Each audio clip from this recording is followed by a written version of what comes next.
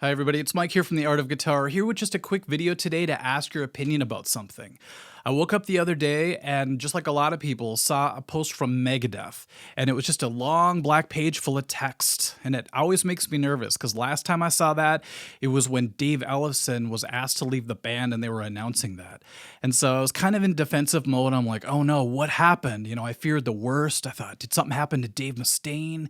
All of my idols seem to be getting older and older, and you never know these days what you're going to wake up to. So I was just kind of freaking out a little bit. So when I actually read it, I was both relieved and still kind of bummed out. I was relieved that that wasn't the case. Dave was fine. It was just not a health thing for him or anything like that. But then I found out that KIKO was not going to be playing on the rest of the Megadeth tour, from what I know. And he found a replacement, and I was just like selfishly bummed out because I was going to go see them towards the end of the month. And I was really looking forward to seeing KIKO playing live. It would have been my first time seeing him live. And I immediately thought about the time I saw Testament and Alex Skolnick was not there. And the band kicked ass. It was a great show, but it just wasn't the same as the time I saw them with Alex Skolnick, one of my ultimate guitar heroes. And you have to remember, I've been a Megadeth fan for a long time, just like a lot of people. We've been through the whole roller coaster of constant band member changes. I got into them way back before Rust in Peace even, but when I saw them in 91 and 95 live, I got to see what I consider the ultimate Megadeth lineup, which is Dave Mustaine, Dave Ellefson, Nick Menza, and Marty Friedman. So, it's really hard to top that. And so when the members started changing, it got kind of strange for me, but I held on to that roller coaster. And, it's like getting used to a new stepdad or something when some new member joins. It just takes a while to finally get used to them, if ever. Sometimes you never get used to a new member of the band.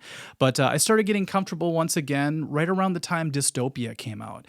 And I'm like, this KIKO guy is great for the band. He sounds tight. The whole band seems to gel again. Justified obliteration. No one cares anymore. And I started getting comfortable. So that's why it was such a bummer when Dave Ellefson left, because I felt like, oh no, another part of the family just got ripped out. Here we go again. But even after that, I still tried to hold on. I still kept watching their live videos to see where they were at. And after a while, it started to gel once again. I was like, okay, this lineup seems to be really working now. With KIKO on lead guitar duties, I'm completely psyched to go see them live. So when I got the news, I kind of reacted in a knee-jerk reaction. It's typically what I do. It's one of my weaknesses. I just was like, you know what? I'm just going to put these tickets back on Ticketmaster for resale, and I'll just go see them later when they come back around on tour. Hopefully they're still touring, and KIKO will be back and everything will be right again. Even though KIKO hand chose his replacement, this guy named Timo, who's actually an awesome player, I have no doubt that he could fill the role. I still thought about how long it really takes to acclimate to a band, especially a band with this much complexity in the music and personalities and all that kind of stuff. I kept thinking, is it going to feel wrong? Someone who's just trying to get comfortable with a band. Do I really want to see that at this stage? So that solidified the confidence I had in my decision. I thought, yeah, I don't know if I really want to see Megadeth this time around when they're sort of feeling out like a new member of the band and they're not at 100%. I just thought maybe it is a good idea if I just pass on this one. I put my tickets up, like I said, and I put up a post about it on my social media, but I started to get a lot of comments on it. And a lot of people were bringing up things that I didn't even really consider from different angles. And it made me really consider some new ideas. So then after about an hour, I decided to cancel my reselling of my tickets. So I got them back and I thought, you know what, I'm going to hold on to them. There's still about 25 days before the show. And I think I can make a much better decision.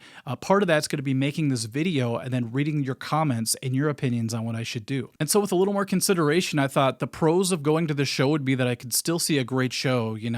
The other members of the band are still kicking ass. It should be a lot of fun and it'll be interesting to see.